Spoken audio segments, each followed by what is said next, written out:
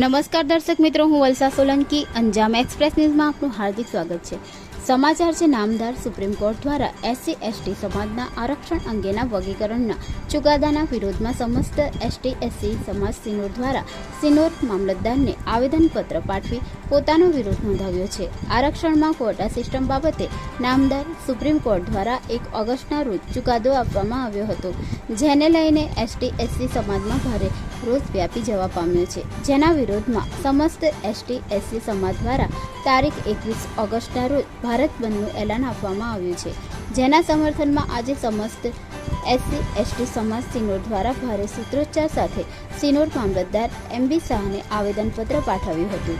આ દરમિયાન કોઈ અનિચ્છનીય ઘટના ન બને તેની તકેદારીના ભાગરૂપે સિનોર પોલીસ દ્વારા ચુસ્ત બંદોબસ્ત ગોઠવવામાં આવ્યો હતો, જેમાં SC/ST સમાજ સિનોરના આગેવાનો મોટી સંખ્યામાં ઉપસ્થિત રહ્યા હતા। રિપોર્ટર મનહર વસાવા, સિનોર।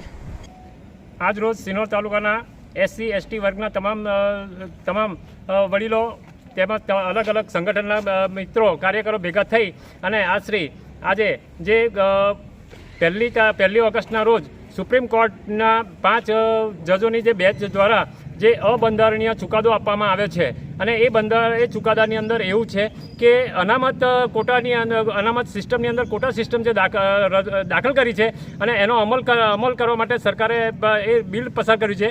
તો તમામ આદિવાસી સંગઠનો SC/ST સમાજના તમામ સંગઠનો એવું કહેવું છે કે ભાઈ આ બિલ પાસ થવાથી આદિવાસીની અંદર કાં તો અનુસૂચિત જાતિની અંદર વર્ગ વિગ્રહ પેદા થશે, એ જાતિઓની અંદર પેટા જાતિઓ પેદા થશે અને આ બિલ પાસ થવાથી એ તમામ વર્ગના લોકો અંદર વહેંચાઈ અને સમાજને મોટું નુકસાન થશે।